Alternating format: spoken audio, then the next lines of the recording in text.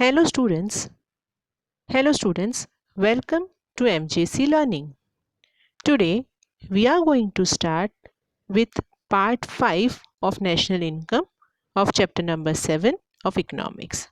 Let's get started. In earlier video, that is in part 4 video, we have seen three methods of measuring national income. In that video, we have seen the output method or the product method. This is the second method of calculating national income, that is income method. Now as name says, income method means here the we take into consideration income side of a consumer. So we take into consideration income from all the sources and then we add up that income that gives you an idea about national income of a country. Income method is also known as factor cost method.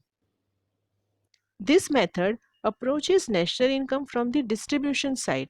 From distribution means whatever money government is paying to the people, that becomes their income, right? When your parent is working somewhere, in return they get some money which uh, government or private individuals are paying.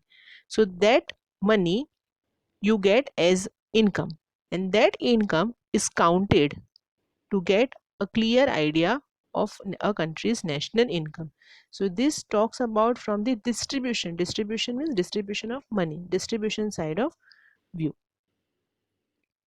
The income payment received by all citizens of a country in a particular year are added up.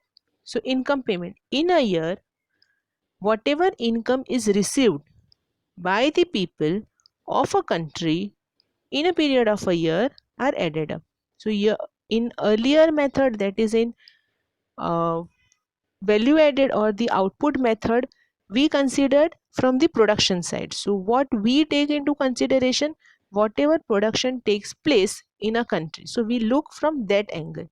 Now in income method, we take into consideration in a year how much income in any ways, like it can be rent, it can be wages, it can be interest, it can be profit. So whatever income in whichever way the factor of production gets, that is added up to get a clear idea of national income. That is income from all factors of production by way of rents, wages, interest and profits are all added together. Income received in form of transfer payment are ignored. Now if your father is transferring some amount to your account, will not be considered as your income.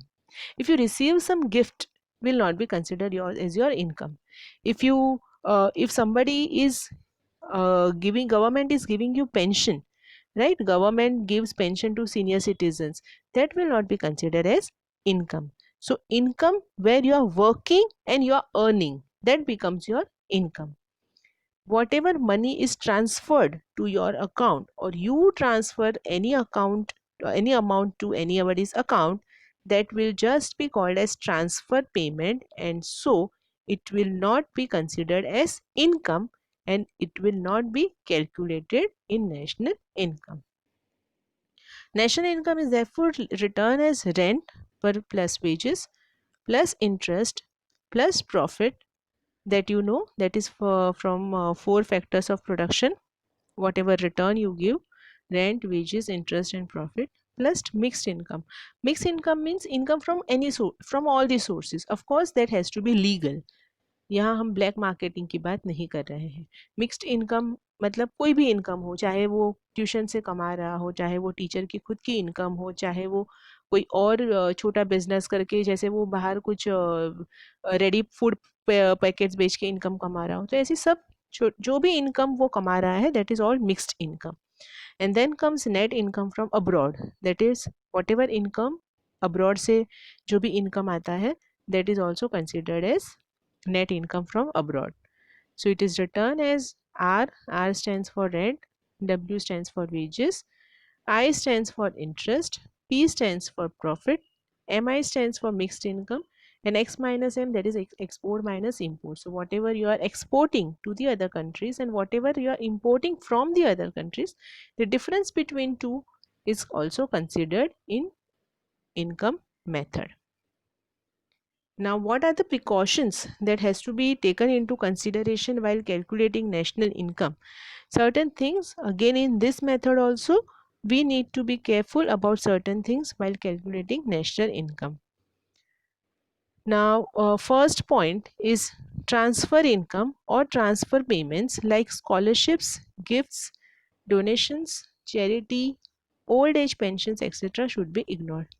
I told you before that whatever amount you get into your account directly without working for it, that are all transfer income.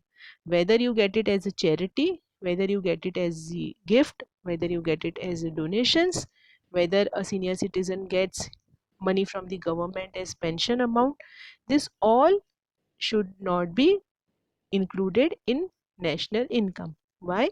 Because they are not income, they are just transfer payment. Government has transferred that money to your account, you have transferred that money to your somebody's account, so that all will be considered as transfer payment, and so it should not be added up, it should be ignored. Then second is all unpaid services like services of a housewife, teacher teaching for his or her child should be ignored.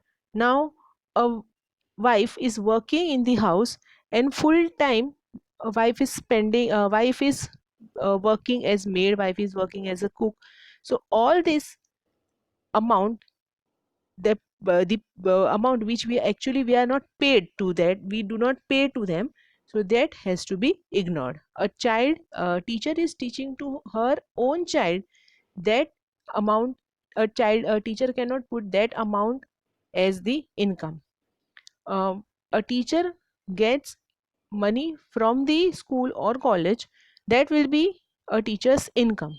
But if a teacher is teaching to her own child or his own child, that amount teacher cannot show it as the income. And also all unpaid services means a housewife is working throughout the day, different role a housewife plays, but that amount will not be taken into consideration. How that a housewife cannot say that approximately 2000 a day will be my income, that has not be, that should not be done. Income from sale of second hand goods like car, house, etc. should be ignored. Now income, uh, whatever income you get from sale of second hand goods, that has to be ignored.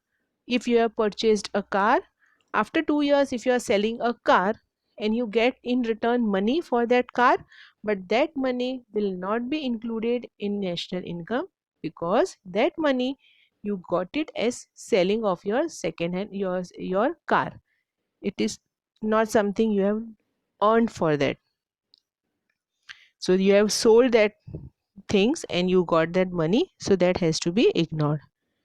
Income from sale of shares and bonds should be ignored. Whatever shares and bonds you sell, and in return what you get money, that has to be in that has to be ignored.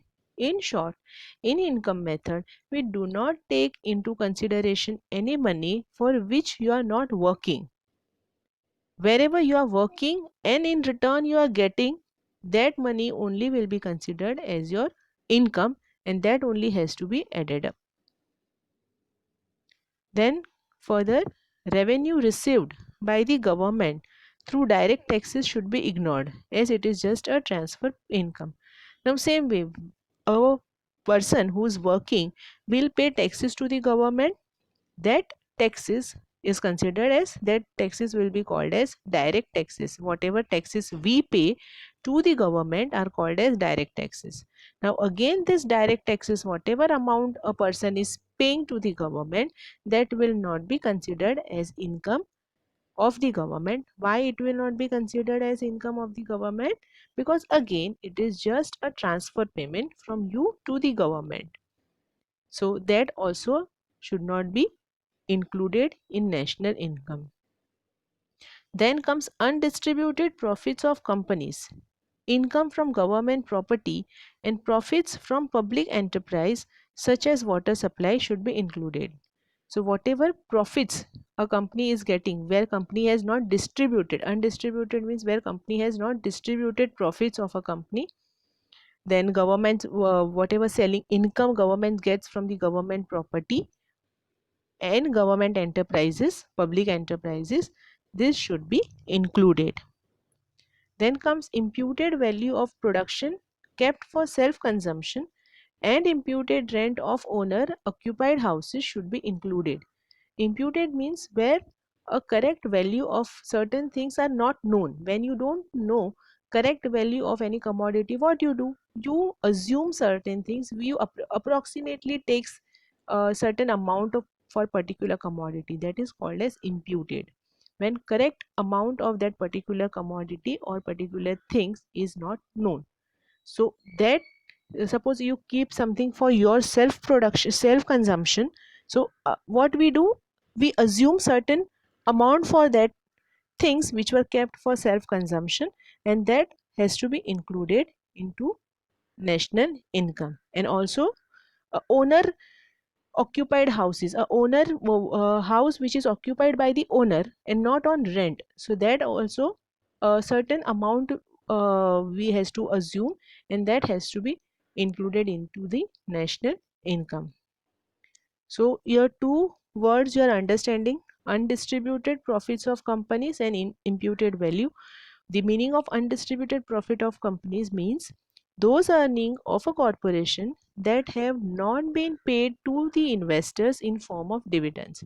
Means a company has earned profit, but company is not uh, distributing that profit to the investors in form of dividends. And imputed value means, I told you before, it is an assumed value given to a commodity when the actual value is not known or unavailable. In India, the National Indian Committee of Central Statistical Organization uses the income method for calculating national income. So in India, which method do we use to calculate national income? We use income method for calculating national income. In next video, that is in part 6, we will start with the expenditure method of measuring national income. We stop here. Thank you.